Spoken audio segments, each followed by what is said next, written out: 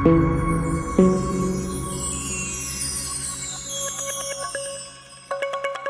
7 pillars of Satan, शैतान के 7 मीनार, जिनके बारे में माना जाता है कि दुनिया की जितनी भी बुरी ताकतें हैं, बुरी चीजें हैं, सभी को यहीं से कंट्रोल किया जाता है। दोस्तों, यहूदियों, ईसाइयों और कुछ मुसलमानों में भी शैतान के 7 मीनारों को लेकर अलग अलग तरह के नजरियात पाए जाते हैं। मुझे उम्मीद है कि आप में से ज्यादातर लोग तो इस कॉन्सेप्ट या फिर इस नाम के बारे में पहली बार सुन रहे होंगे, लेकिन आज की इस वीडियो में फिलहाल हम यही जानने वाले हैं कि आखिर ये शैतान के 7 मीनार हैं क्या, ये कैसे वजूद में आए, दुनिया में इस वक्त कहाँ पर मौजूद हैं, और आखिर सेकेंड वर्ल्ड वॉर के वक्त हिटलर की जो नाजी फौज थी वो इन 7 मीनारों को बड़ी शिद्दत के साथ क्यों ढूंढ रही थी, और साथ ही आज के दौर में भी ये दावा क्यों किया जाता है कि दुनिया की जो बहुत सारी खुफिया ऑर्गेनाइजेशंस हैं या बड़ी बड़ी ताकतें हैं वो इन मीनारों के बारे में रिसर्च करती रहती हैं या फिर इनको ढूंढने की कोशिश करती रहती हैं। अब मुद्दे पर आए तो आप में से शायद बहुत सारे लोगों को याद भी होगा कि हम अपनी एक पिछली वीडियो में ये जान चुके हैं कि अहले किताब मतलब कि बहुत सारे यहूदियों और ईसाइयों में द फॉलन एंजल्स के जिनको द वॉचर्स भी कहा जाता है उनका कॉन्सेप्ट पाया जाता है। मतलब उन लोगों के मुताबिक पैगंबर हजरत इदरीस अलैहिस्सलाम के ऊपर नाजिल होने वाला जो सहीफा था कि जिसको बुक ऑफ इनोक के नाम से जाना जाता है, उसके अंदर चंद ऐसे फरिश्तों का जिक्र है कि जो आसमान से जमीन पर उतरे थे और फिर यहाँ आकर वो न सिर्फ खुद गुनाहों में मुब्तला हुए बल्कि दुनिया के जो इंसान थे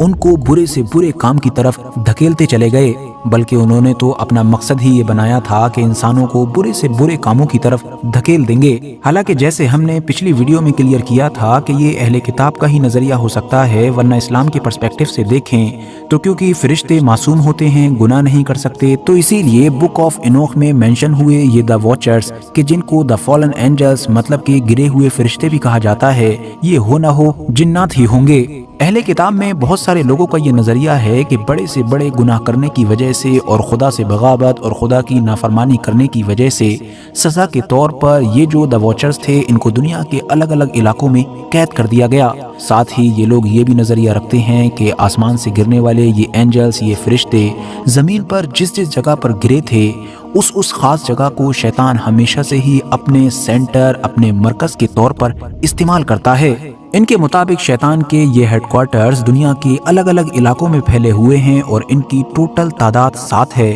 और इन्हीं को ही द 7 टावर्स ऑफ डेविल या फिर शैतान के 7 मीनार कहा जाता है। इंसानों को बहकाने, उनको किसी भी तरीके का नुकसान पहुंचाने या फिर दुनिया में कोई छोटी बड़ी बुराई फैलाने की तमाम मंसूबाबंदी यहीं से होती है। साथियों, फ्रांस के एक मुस्लिम मुहक्किक, एक मुस्लिम स्कॉलर हैं या साथ ही कह सकते हैं कि मुस्लिम हिस्टोरियन भी हैं, जिनका नाम है अब्दुल वाहिद याहिया। इन्होंने अपनी जिंदगी का एक बड़ा हिस्सा सिर्फ शैतानों के इन 7 मीनारों पर रिसर्च करने और इसकी खोज लगाने में गुजार दिया।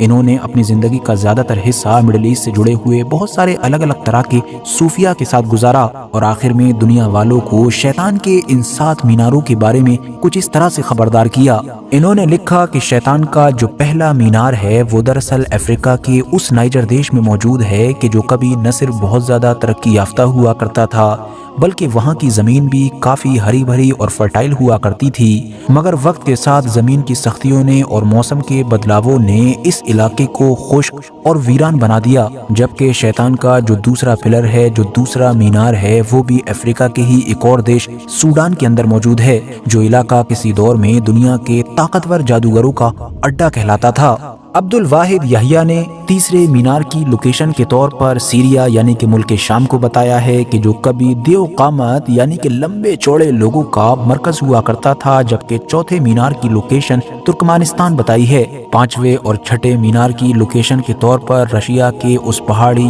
खतरनाक और मिस्टीरियस इलाके को बताया है कि जिसको हम लोग साइबेरिया के नाम से जानते हैं। आगे बढ़ें तो 7वें और आखिरी मीनार के बारे में अब्दुल वाहिद याहिया ने बताया है कि ये बाकी तमाम मीनारों में सबसे ज्यादा ताकतवर है, बल्कि ये इन तमाम का भी सेंटर है, इन तमाम का भी हेडक्वार्टर कहलाता है और इसकी जो लोकेशन है वो पुरानी तहजीबों की सरजमीन यानी कि इराक देश है। अब यहाँ पर नोट करने वाली चीज ये भी है कि इतिहासकारों के मुताबिक अब्दुल वाहिद याह्या वो पहले इंसान नहीं थे कि जिन्होंने इन तमाम चीजों में दिलचस्पी ली या फिर इन मीनारों वगैरह की लोकेशन को ढूंढने में इतनी मेहनत की है, बल्कि हिटलर की ताकतवर नाजी फौज के बारे में भी ये दावा किया जाता है कि अपनी तबाही से पहले आखिरी दौर में वो भी इन्हीं मीनारों में से किसी भी मीनार की लोकेशन ढूंढने के लिए बेताब थी। जबकि दावा तो ये भी किया जाता है कि आज के दौर में भी ऐसी बहुत सारी ताकतवर ऑर्गेनाइजेशंस हैं कि जो खुफिया तौर पर इन सारी जगहों से रिलेटेड खोजबीन करती रहती हैं। अब यहाँ पर ये इंटरेस्टिंग पॉइंट भी मेंशन करना जरूरी है कि अहले किताब के अलावा यहाँ पर एक और ऐसा रिलीजन या आप कह सकते हैं कि एक और ऐसा ग्रुप पाया जाता है कि जिसके अंदर शैतान के या डेविल के या आप जो भी इनको कह सकते हैं उनके पिलर्स का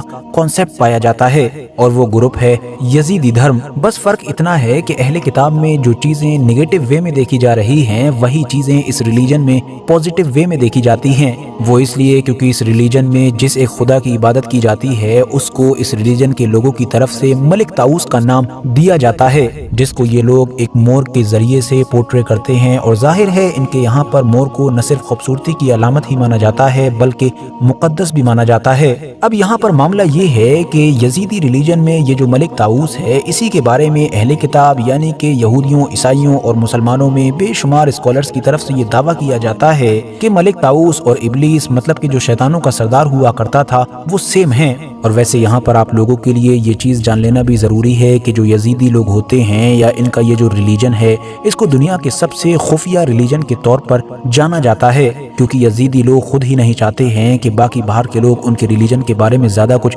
जान सकें। ये लोग ना तो अपने से बाहर शादियां करते हैं, ना बाहर के लोगों को अपने इतने करीब आने देते हैं कि उनको इनके रिलीजन के बारे में ज़्यादा कुछ पता चल सके। मिडिल ईस्ट के जिस खास इलाके में ये लोग रहते हैं यहाँ पर ये पिछले हज़ारों साल से आबाद हैं। वक्त वक्त पर ऐसे बहुत सारे हुक्मरान और लोग आए कि जिन्होंने इन लोगों के ऊपर जुल्म सितम किया या किसी न किसी वजह से इनको यहाँ से हटाने, यहाँ से भगाने की कोशिश भी की, लेकिन इन लोगों का ये मानना है कि यहाँ से दूसरी जगह पर जाना तो दूर बल्कि हम लोग जाने के बारे में सोच भी नहीं सकते हैं, क्योंकि उनके मुताबिक दुनिया की ये खास जगह उनके लिए मुकद्दस है। वो इसलिए क्योंकि उनकी गॉड मलिक ताऊस के ये सबसे करीब है और मलिक ताऊस की ये सबसे पसंदीदा जगह है। दूसरी तरफ जो गैर लोग हैं मतलब कि जो गैर यजीदी लोग हैं कि जो आसपास के इलाके में रहते हैं और जो पहले ही यजीदियों के अपने रिलीजन को हद से ज्यादा खुफिया रखने की वजह से उसके बारे में ज्यादा कुछ जानते भी नहीं हैं, तो उनकी तरफ से इस खास इलाके को बहुत ज्यादा मिस्टीरियस या फिर हैबत ज़्यादा माना जाता है। आम लोग ही नहीं बल्कि जिस दौर में अमेरिकन फौज भी इस इलाके में रहा करती थी उस दौर की भी ऐसी कहानियां मशहूर हैं कि जब फौज की तरफ से बड़ी ही अजीबोगरीब किसी चीज को देखा गया हो और फिर वो चीज वहां से गायब भी हो गई हो। साथ ही जैसा कि हमने पहले ही जाना कि मुस्लिम फ्रेंच हिस्टोरियन अब्दुल वाहिद याह्या की तरफ से भी अपने 7वें मीनार की लोकेशन के तौर पर इसी जगह को बताया गया है और ये भी कहा गया है कि इन 7 मीनारों में ये मीनार सबसे ज्यादा ताकतवर है। साथियों, अब्दुल वाहिद याह्या या इन्हीं की तरह और भी जो बेशुमार यहूदी और ईसाई स्कॉलर्स हैं उनके 7 मीनारों से रिलेटेड इन नजरियात पर आप लोगों की क्या राय है कमेंट्स बॉक्स में जरूर बताएं। और ये वीडियो अगर आप लोगों को वाकई जानकारी से भरपूर लगी हो तो लाइक करने के साथ साथ दोस्तों के साथ जरूर शेयर करें और ऐसे ही नॉलेजेबल और हिस्टोरिकल वीडियोस हमेशा देखने के लिए हमारे इस चैनल को सब्सक्राइब करने के साथ साथ बेल आइकन को जरूर प्रेस करें।